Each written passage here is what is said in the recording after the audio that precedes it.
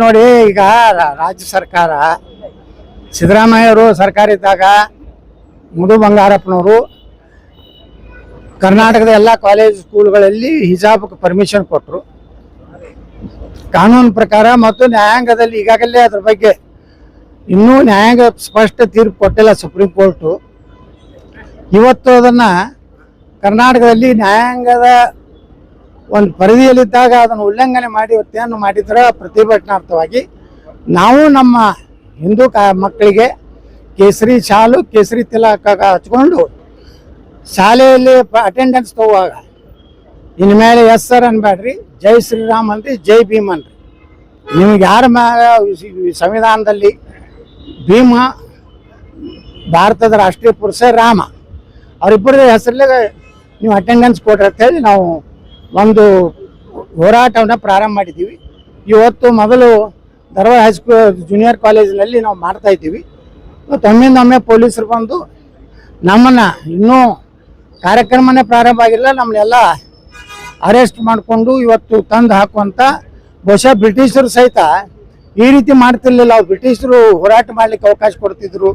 ಆದರೆ ಇವತ್ತಿನ ಈ ಸರ್ಕಾರ ಡಿ ಕೆ ಶಿವಕುಮಾರ್ ಸರ್ಕಾರ ಬಂದ ಮೇಲೆ ಇವತ್ತು ಹೋರಾಟ ಮಾಡೋಕ್ಕಿಂತ ಮುಂಚೆನೇ ದಬ್ಬಾಳಿಕೆ ಮಾಡುವಂಥ ಕೆಲಸ ಮಾಡಿದ್ದಾರೆ. ಅದಕ್ಕೆ ನಾವು ಈ ರಾಜ್ಯ ಸರ್ಕಾರದ ಈ ನಿಲುವನ್ನು ಖಂಡಿಸ್ತೇನೆ.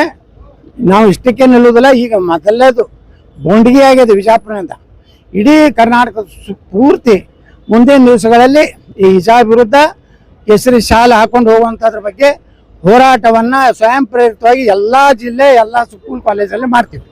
ಸರಿ, ರಾಜ್ಯ ಸರ್ಕಾರ ಹೋರಾಟವನ್ನು ಕೆಲಸ ಮಾಡ್ತಿದೆ ಅಂತ ನನಗೆ. ಹೌದು, ಮತ್ತು ಈಗ ನೋಡ್ರಿ, ಇನ್ನೂ ನಾವು ಬಂದು ಇಳಿದಿಲ್ಲ. ಪೊಲೀಸರು ನಮ್ಮನ್ನೆಲ್ಲ ಹಿಡ್ಕೊಂಡು ತಮ್ಮ ಗಾಡಿಯಲ್ಲಿ ಹಾಕೊಂಡು ಬಂದ್ಬಿಟ್ರು.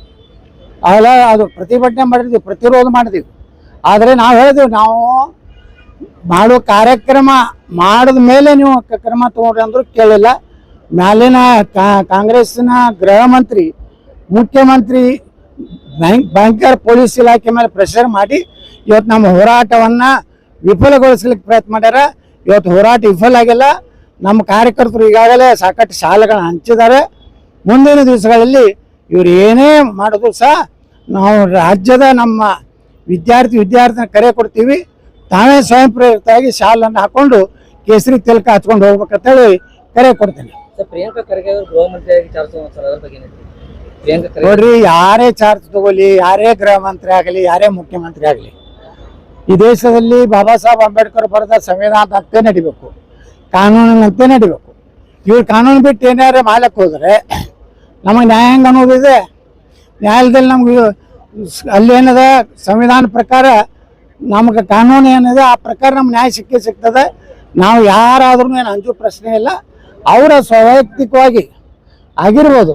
ಆದರೆ ನಮಗೇನು ನಮ್ಮ ಹೋರಾಟಗಳಿಗೆ ನಾವೇನು ಗುಂಡಗಳಲ್ಲ, ರೌಡಿಗಳಲ್ಲ, ನಾವೇನೋ ಸ್ಟ್ರೀಟ್ ರೌಡಿ ಅಲ್ಲ. ನಾವು ಜನಪರ ಹೋರಾಟ ಮಾಡ್ತೀವಿ. ಅದಕ್ಕೆ ಯಾರು ಬಂದರೂ ನಾವು ಏನು ಸ್ವಾಗತ ಮಾಡ್ತೀವಿ. ನಾವು ನಮ್ಮ ಹೋರಾಟವನ್ನು ಮುಂದುವರಿಸ್ತೀವಿ.